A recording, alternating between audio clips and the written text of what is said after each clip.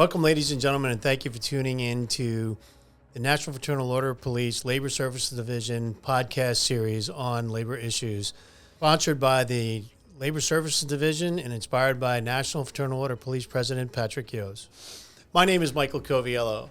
I am the Associate General Counsel for the Division of Labor Services of the National Fraternal Order of Police. I've been practicing law for over 30 years, and over 25 of those years have been in some capacity representing FOP members.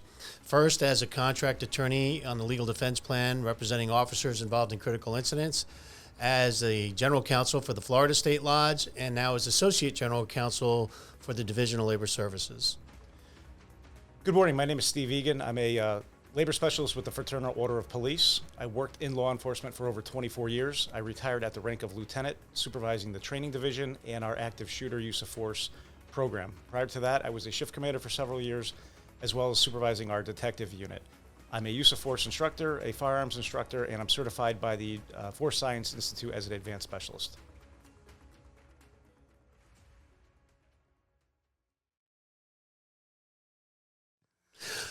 Welcome, everybody. Today we are talking about critical incidents. This is actually a two-part podcast, so make sure you tune in for both parts.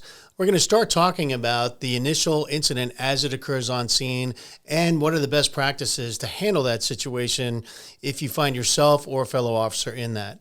With me today is Steve Egan, and we're going to be just having a conversation about how this actually can unfold.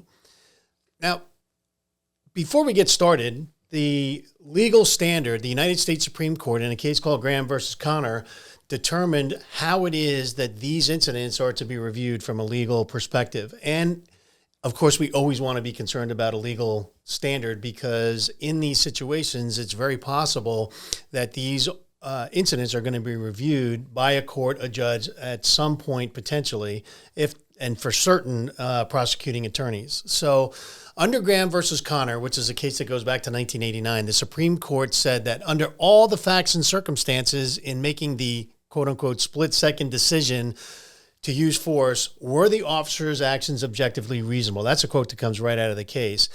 What that basically means is under all the facts and circumstances known to the officer at the time, objectively, would a reasonably thinking or minded police officer do the same thing? Now, some states may have a different standard. There were some states throughout the past few years who tried to legislate a more restrictive standard, which were largely unsuccessful, either in getting passed or being rejected by the courts. And there is at least one state that has sort of a hybrid standard. In the state of Florida, they look at, was it objectively reasonable overall? And in this specific case, was the officer subjectively entitled to the decision that he or she made? So, but that again, it's a broader standard. That's actually a more helpful standard for law enforcement officers. So the idea here is looking at everything. Did the officer act reasonably? Now, you, Steve, you've actually been involved in an officer-involved shooting, not necessarily as the subject officer, but as a supervisory officer. How did that standard come into play for you in that situation? Correct. So first of all, it's great to be here with you again today on this. I was at scene as the shots rang out. Literally was getting out of the vehicle and it happened. It was the pure definition of Graham versus Connor, tense, rapid, and uncertain circumstances.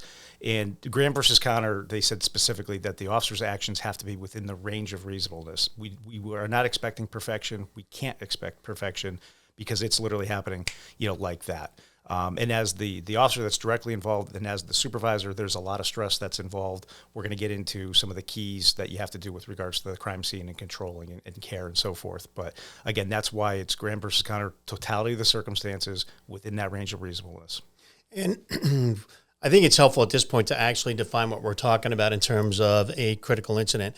Critical because what we have here is a situation that is unfolding extremely quickly, very, very quickly, and all of the actions that occur or that are taken could potentially place the officer in a position of liability, either criminally, civilly, or even professionally in terms of losing their job based upon a policy decision.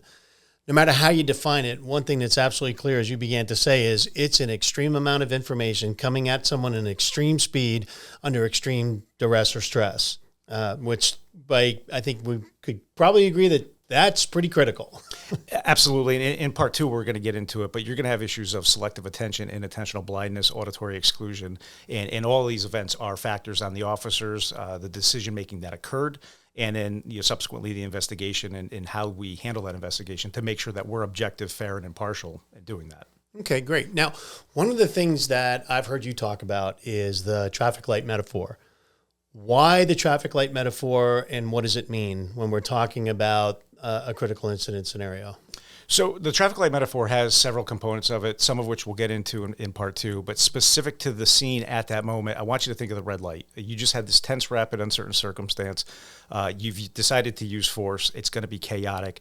As the officer, as the backup officer, as the supervisor, you need to stop. Stop immediately, identify the evidence on scene, control the scene, make sure you're taking care of everything that needs to be taken care of in that moment.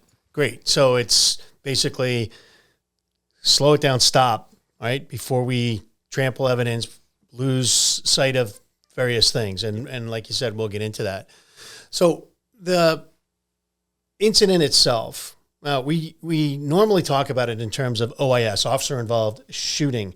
There are other critical incidents, of course. We have in-custody deaths. We have different tools that are used, not always a firearm, et cetera. So there's this concept of non-lethal, which in my experience in the early part of my career, we always made a distinction between lethal versus non-lethal equipment. Mm-hmm.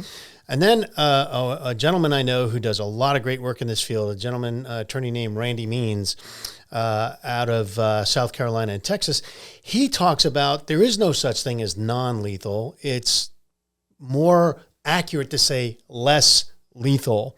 And he says that for a couple of reasons. First of all, you can actually kill someone with a pillow, right? And no one would consider a pillow really a weapon, generally speaking.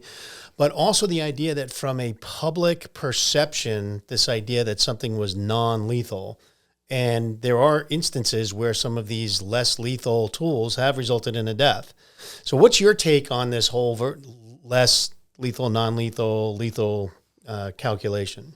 So, even though it's 2025 and we've had some great technological advancements, there's absolutely no such thing as non-lethal.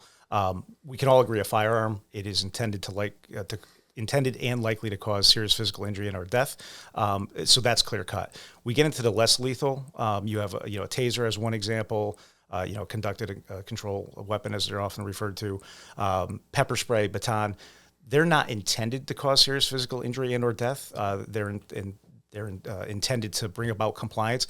The problem is you don't necessarily know the underlying circumstances. So if I use pepper spray on you as one example, and you have a bronchial issue, an asthmatic issue that I'm not aware of, you could in fact die. That wasn't my intent. It wasn't the intent of that tool. Same thing with a taser. If I use a taser on you, you could have an underlying cardiac issue that nobody knew about, EDP issues, drugs, alcohol, so on and so forth. There is unfortunately no panacea that's going to give us 100% non-lethal options. Just not there yet. And again, I think we always want to go back to the standard. Let's go back to the basics, back to the standard. Graham versus Connor. All of the facts and circumstances known to the officer at the time were those actions. The decision to use force, was that objectively reasonable? And in the event of where an officer elects to go from a firearm to something that in a reasonable set of facts and circumstances would not be lethal, and it results in a death, now we have an in-custody death or a confrontation that results in a death. And oftentimes, in my experience, people want to look at the outcome, the results, or the severity of the injury, in this case, a death using a non or less lethal weapon. And the public has all this outcry. This person didn't need to die. What they did not require the use of deadly force. So it really comes down to, what are we looking at? What do you say? So again, Graham versus Connor, we have to look at the totality of the circumstances. We can't, oftentimes this day and age, with the cell phone in particular, we're capturing a moment in time, and it's often that exact moment. but what led up to it? It's a but-for equation. But for the subject's action leads to the officer's reaction. The officer made a reasonable decision to deploy, say, a taser or a baton, and there was an unintended consequence. The key question is, was that use of force objectively reasonable at the time of deployment based on what the officer knew? Right. So what he or she was dispatched to, what he or she saw, arriving on scene. And oftentimes what will happen is you'll have a scenario where either in the court of public opinion or a motivated, let's say, improperly perhaps, prosecutor wants to dissect this situation frame by frame by frame by frame and look at the decision in that moment by moment basis, which I would suggest is 100% the opposite of what the Supreme Court told us in Graham versus Connor. It's the totality of the circumstances from the very beginning. And I would also suggest that there's the possibility that when an officer chooses to use a tool that is deemed less lethal, not the firearm, and it results in a death, that would tend to mitigate the use of force decision in terms of reasonableness. Right? Absolutely. And we're also familiar with different cases where, like the MTA case in California, where the officer reached for the taser, which sadly was shaped just like the firearm that he carried, deployed the taser. What he thought was the taser was actually firing a bullet. So we have these gray areas of confusion. And what we're looking at in that case is a college student on the train platform who is being non-compliant, refusing to follow the officer's instructions, which may or may not have been reasonable at the time, but we're now focused on the result. A citizen being disrespectful of a police officer doesn't deserve to die. However, in a situation where had he deployed a so-called less lethal weapon and resulted in a death, now we're looking at a completely different decision chain, so to speak. So one of the things that you have talked about in your force sciences experience is when we take a look at the result and draw a conclusion on the result, for example, a bullet in the back of a suspect where deadly force was being used. If we look just at that final frame, if we're going to do that frame by frame analysis and look at that final frame, how could you suggest that an officer's decision is reasonable when the bullet ends up in a suspect's back? In other words, no longer a forward-facing threat. That seems like a pretty logical conclusion. What do you say? And again, you have to look at the totality. So, and this is an issue this day and age with cell phones, right? People will walk, they see that last second, the officer aiming and the subject gets shot in the back. Oh my gosh, the officer, intentionally killed that individual. There's an action-reaction component to all this. And, going back to that stoplight that I gave, when you're driving down the road, you are not capable of just going from green to red. There's a yellow light for a purpose. It's telling your brain, hey, the light's changing. You have to make a decision. That's your perception. So speed up. Right? Right. The time over distance, right? Can I make it safely? And, what's going to happen is that perception goes into your Rolodex, which is your schema, and you now have to come up with a reaction. A decision. And then there's a time component to that actual decision. So in the car, it's the pressing of the brake or the accelerator. In the case of an officer, it's getting your firearm out of your holster, coming up on target and depressing the trigger. It's about 31/100ths of a second for that to happen based on a study in the Tempe study where the officers were faced with a threat based on a light. It was an act or don't react decision. If you're a threat to me and you are presenting a firearm and I perceive that threat, so I go through my Rolodex, my schema, oh, that's a deadly threat. I come up out of holster, and fire. You can turn and pivot in about a half a second. So it is absolutely possible under the science where I was aiming present, hitting future. You were a legitimate deadly threat to me. I came up. You might have even fired at me and I could have, dodged, but where my bullet ultimately strikes you is in the back. And so under that totality of the circumstances, completely justified use of force when you do the complete investigation and not just look at that moment in time. And that's part of that red light. Look, stop. Let's not draw a conclusion based upon the fact that the bullet is in the suspect's back. Let's stop. Let's go back. Let's rewind this whole thing and take it from the beginning and look at the totality of it. And I like what you said there. It might be 0.3 seconds for me to react, and 0.5 seconds total. So that difference, so that 0.2 seconds, we're talking about the distance of travel in a bullet as fast as they go, that a human being can actually turn and that bullet no longer be forward-facing center mass. Absolutely. And key word on that stop is, this is Detective 101, don't match your philosophy or your theory to the evidence. Let the evidence you match up to that. And the key thing is, it may not make sense at that moment at the scene, but that's why you have to do a complete investigation. You get all the video that you get, talk to the officer, which we'll talk about later. Well, it's interesting. What's coming to mind for me are two things when you're talking about this, that schema or the Rolodex. It reminds me of the Terminator movie, right? When they're showing what's going on in the Predator's brain, right? Or whatever it was, that all the different data that's coming up, and then choices that can be made. Like that's actually happening in a human brain. It just doesn't look that way. It just doesn't look that way. Okay. And the more decisions you have to make and the more compressed your time is, the more faster that goes, right? And the fewer options that become available. Yep. And if it's sort of like if we just look at the choice that was made and work backwards from there, to me that sounds like watching the last 5 minutes of a movie or reading the last paragraph of a book and deciding what the whole story was. Exactly. Yeah, and it just doesn't work that way. It doesn't work that way. No, but that's what the court of public opinion is certainly going to do, which is why this investigation is so crucial in the way that it's conducted. One of the things that is going to happen when we have this incident, we're talking about investigations, there are going to be several investigations. There's going to be the media investigation, and they're going to just take whatever serves their purpose, obviously. There's an internal investigation. We're going to have investigations done by internal organizations, or in some cases, a different law enforcement organization that comes in because either the agency wants to avoid the appearance of conflict or they're perhaps too small, don't have the resources. Then there's the criminal investigation. And in the criminal investigation, you have a suspect in a criminal investigation, which is the subject officer. And there's someone who's conducting that investigation. It could be a homicide detective. It could be the prosecutor themselves. And now all of this really is dependent upon the types of questions that are asked and the context in which they're asked. And I'm obviously previewing what's going to happen in the second part of this podcast and the next one. But it's important to note that these investigations are going to take place. What's the objective of each one of them? So prior to getting there, there is a concern in the general public. The media is there. There's all kinds of things happening. This officer has just been involved in a shooting. Let's just go with shooting for the sake of this conversation.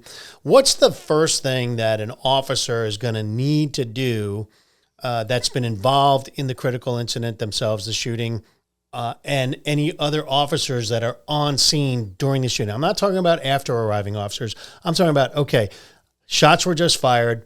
I'm the one who pulled the trigger. My partner did not pull the trigger. What do each of them do? What do they need to know in that scenario? So immediately right then and thereafter is securing the crime scene, securing the evidence, identifying, securing the evidence, witnesses, medical care, certainly if the subject is still alive, and potential medical care for the officer, and psychological care for the officer. And then after that, it's stop. And back to the red light. Back to the no red yellow light here. Just stop. Back to the red light, because it is such a rapid, tense circumstance. The officer's going to want to talk. The officer's going to want to defend themselves because it's human nature. What do we do as cops if people aren't talking to us? You're guilty. You're guilty of something. Right. So that's where the yellow light comes in. Whoa, slow down. Yep. Let's not focus on that. Keep your mouth shut. Let's secure the evidence, secure any witnesses, identify all of that kind of stuff. And that is crucial for two reasons. Number one, obviously, you want to preserve the investigation. They are still law enforcement officers. And the other thing is we have a potential medical situation. And I think the advice that makes the most sense is call EMS regardless. I mean, I've actually been on a shooting scene where the suspect, the one who actually opened fire, in the process of going down, muscles clenched up, and he was holding a shotgun to his chest. And as his muscles clenched in that final death moment, he pulled the trigger and blew his face off. Mm-hmm. You know, his head was missing. They still called EMS. Yep. Right. And I think from a court of public opinion scenario, That makes some sense to do, even though logically on the scene it doesn't, because the public doesn't know what the conditions are. They just know that the officers completely disregarded that person's well-being by not calling EMS right away. Absolutely. I mean, you have an oath to protect, right? We're serve and protect. And even though you were just involved in a deadly use of force with this individual, they are entitled to medical care. It's stamping that you're, in fact, doing that. Some departments are EMR, some aren't, some are EMT. But it's getting that higher level of care, getting a medic there, and ensuring that you did everything that was feasibly possible to ensure that this person was medically evaluated. Yeah, and I can also say from a legal perspective, the callousness that is perceived in an officer who does not do that. That takes it from hey, this is something I was forced to do, to something that maybe I premeditated a little bit and maybe I wanted that person to die. Not that any of that is true, but that perception can be projected onto somebody. So this is really about dotting every I, crossing every T for all concerned, including the person who has just been attacked a police officer and been shot. Absolutely. So, and it's obviously not the intent of this podcast, but I'm a big fan of checklists and training it in your use of force training prior to. So that way you've kind of rehearsed it a little bit, because you're exactly right. The perception of the public, court of public opinion, it's going to be there. I'm a big believer in checklists too, and I think that's a great idea. Everybody should be trained to, in the event of step 1, step 2, step 3, and that's pretty much what we're doing here. So, all right, so now the officers have done what it is that they need to do. They've taken care of the scene. They preserved the evidence, identified witnesses. They've done all of this. Supervisors arrive on scene. Now what happens? So the investigation is going to begin, right? The supervisor has to make sure that everything has been done and what needs to be done next. Oftentimes you're bringing in, depending what state you're in, there's going to be an inspector general, a state's attorney, certainly your command staff showing up. We have an obligation, because it's our oath. The officer has to be treated as evidence, right? You're wearing a uniform, you've got the firearm, but there's a way to do that. And they need to get an account from that officer through a public safety statement that we'll get into shortly. But there's limitations beyond that because of some of the science issues that we're going to discuss in part 2. Okay. So this public safety statement, what is command staff's going to show up? They're going to demand to know what happened. We're going to get into the legality of how that transpires. But this public safety statement, what does that mean, public safety statement? What is that all about? So it's exactly what it means. It's about the public safety, right? A, is anybody out there potentially injured that we need to identify and provide medical care? Was there more than one subject that potentially got shot? 2, are there any weapons that are loose out there? And it's specific to make this work. The officer has to be ordered to speak about it, and we'll get there with that. But it's narrowly tailored questions. Is there anybody injured? How many subjects were there? Approximately how many rounds did you shoot? And approximately is a key word because of the fact of, we know it's tense rapid. But the point of that is we're trying to find, quote unquote, loose rounds. That could be downrange, as the coppers like to call them. That an innocent civilian could have gotten hit by, right? These shootings don't occur in a vacuum or in a laboratory. I mean, there's a public area and bullets travel. Yeah, there's almost, even though you're always aware of your backdrop, there's almost always a backdrop. There's, and rounds travel, far distances. So that's what the supervisor is looking for in that. And it will also assist the officer later on in the investigative component, because you want to have an idea of, hey, how many approximately rounds were shot. They'll ask you approximately where were you standing. Again, that's part of to put the scene together later on. But for the purposes of that public safety statement, again, it's where did those rounds go? Can we account for all of them? You mentioned, how many shots were fired. This is always an interesting question to me. With the exception of one officer that I represented in the dozens and dozens of shootings that I have been on scene for, there has only been one officer that I represented that knew precisely how many shots he fired, and that's because he was a sniper. And he was so far removed from the scene, and it was a takedown, a single shot takedown.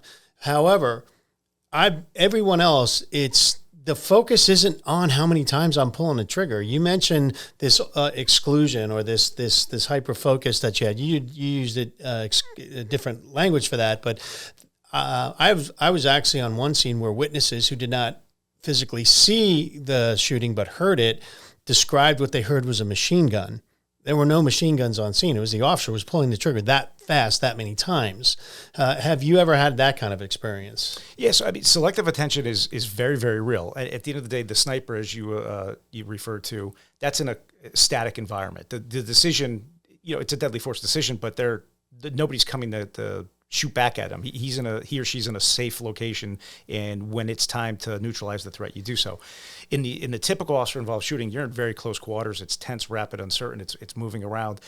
Officers are trained to identify the hands kill, right? And it's usually the weapon that's in the hands, although hands themselves can also kill. So your attention is usually downrange. And officers, if an officer is focusing on here, that's not good because they're not focusing downrange. So, and you're inattentionally blind because you're so focused in, your adrenaline's through the roof on that situation. And it's just, we can't, that's why it's approximately, we can't expect, it would be virtually impossible, superhuman for an officer to be so focused on that. They're about ready to die, in their perception, and you're asking them to count exact number of rounds. There's been documented cases where officers have actually been shot and not known it, just because of their focus, their external focus is so downrange on the threat. Not to mention the adrenaline and Absolutely. all those things that the human survival that kicks in.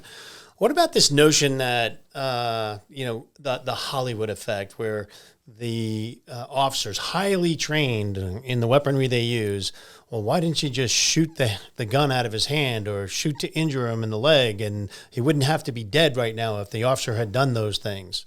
Yeah, so, as a society, we've been the CSI effect and Hollywood effect. We expect, one shot, knock it down, one shot to the hand, and that's just not the case. Even if presupposing you're a 300 shot down on the range, your hit rate in real life is going to be approximately 30% based on, the data that we have. And that's based on, it's a tense, rapid, uncertain circumstance. You have a moving subject. The officer might be moving, dodging bullets as well, and it's happening that fast. Number two, we don't know what the subject is on. And there's also been documented cases of multiple gunshots, and they're not stopping. Officers are trained to stop the threat. We're not trained to stop the kill. And then a handgun is far less precise than a sniper rifle, as an example. So that expectation, I mean, it's great for Hollywood. It's great because you can do the retakes. But to have the expectation with a handgun to take out that gun in the subject's hands, it's just not feasible. It's not practical. And dangerous. Yeah, because now you're talking about allowing a suspect, an armed suspect who's shooting at you, to keep coming. Yes. Yeah. And there's they used to call it the Tula rule, the 21-foot rule, which is now 30 feet. That subject's now coming in and closer. And if you don't stop that threat, you might be overtaken. And depending on the skill set of first of all, you could be shot, obviously, but the skill set of the subject, if he's got a black belt, so on and so forth. Yeah, and there is nothing in becoming a police officer or a law enforcement officer that says that you are consenting to being harmed or attacked or physically touched, nor is there a requirement anywhere that you're required to go what we call hands-on to stop a threat. If a threat is lethal, then it is reasonable for you to use force to meet that force. So now we're still at the scene. The supervisors are there, and they're asking for this public safety statement. What is the buddy officer, as we like to call it, the co-officers, the fellow officers that are there that were not involved in the shooting? What role do they take on, whether they're a labor union rep or not? What do they do? So they're an essential role, but they're a limited role. And basically, what we've historically been very bad. We've gotten better as a profession of taking care, ensuring that the officer's okay, because the officer came to work and did their job. The buddy officer is there to ensure that the officer, first of all, there is still evidence that we have to collect, right? So there's the uniform, GSW, gunshot residue, GSR, and the handgun. So it's ensuring that person stays in line of sight. It's getting them away from the subject that they just, unfortunately, killed. So they don't have to relive that. Making sure that they're okay. If it's cold outside, if it's hot outside, that there's climate control.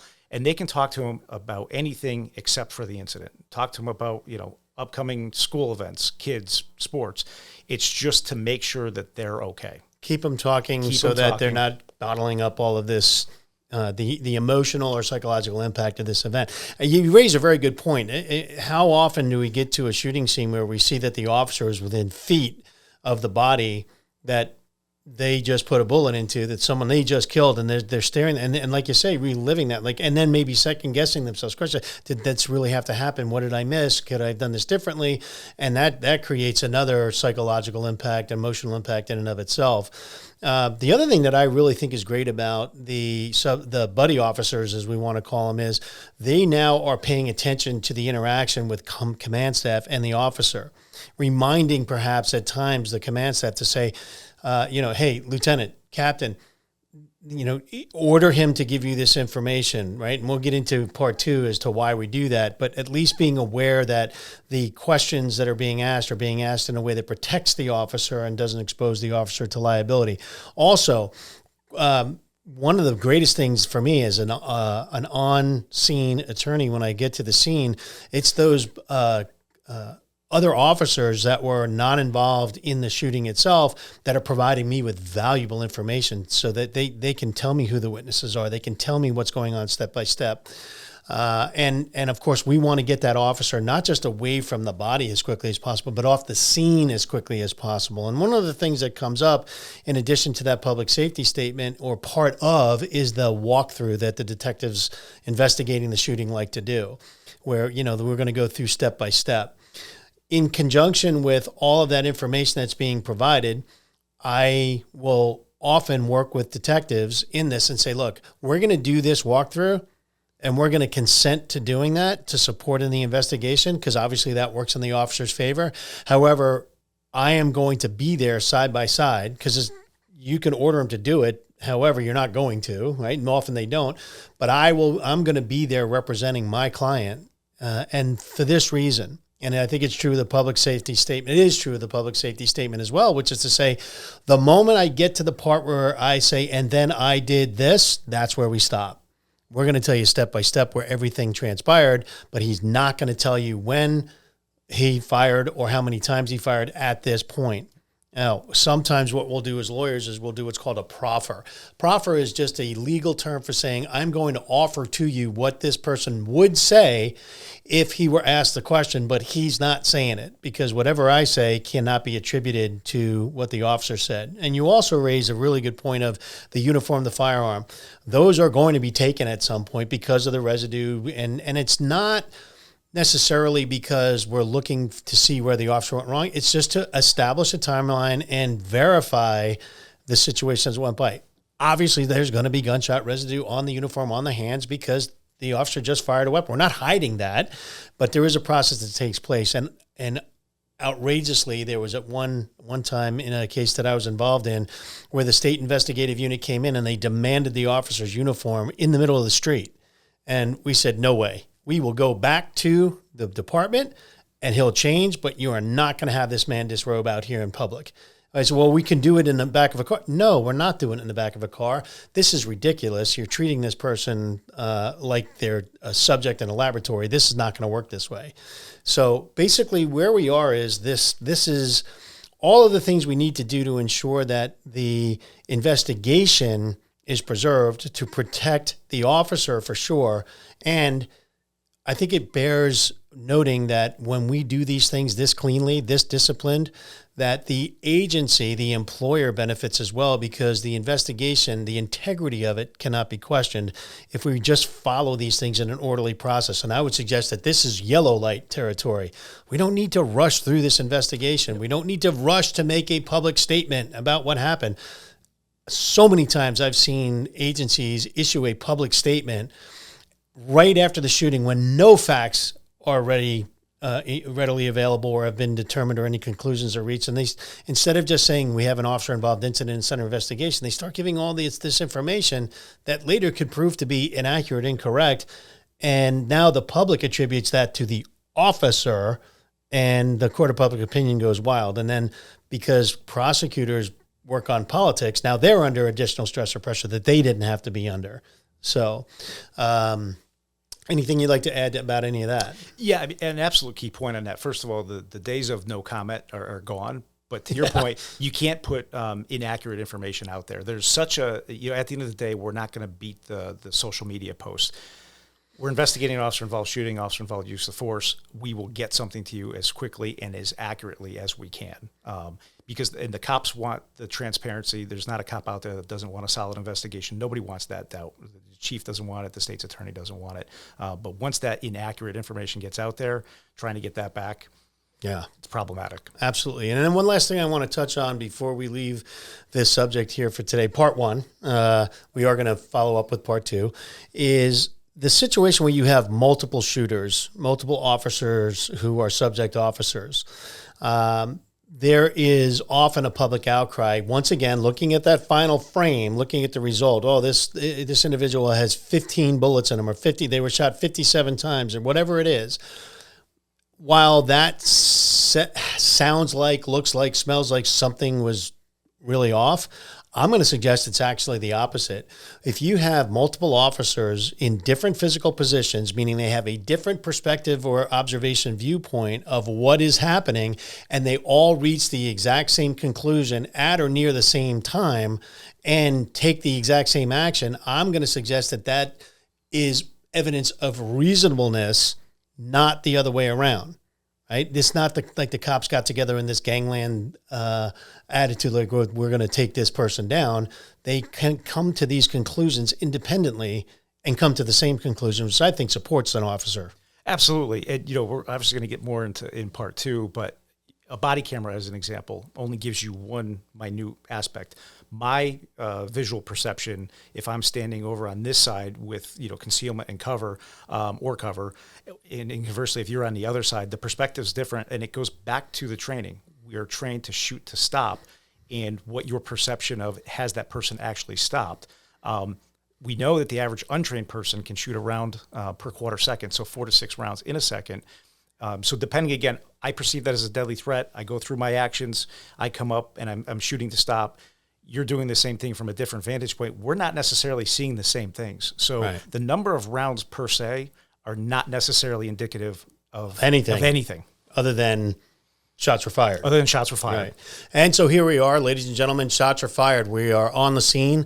To just summarize, we have a situation.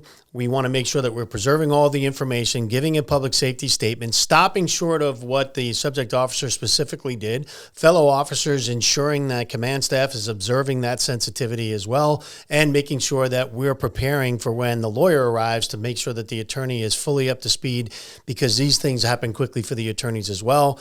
Once you get to the point where you as a subject officer are about to say, and then I did, that's when you remain silent. And fellow officers, based upon, as Steve pointed out, this need to talk and explain, fellow officers, you get to remind the subject officer to remain silent, because yes, you have the right and you have the ability.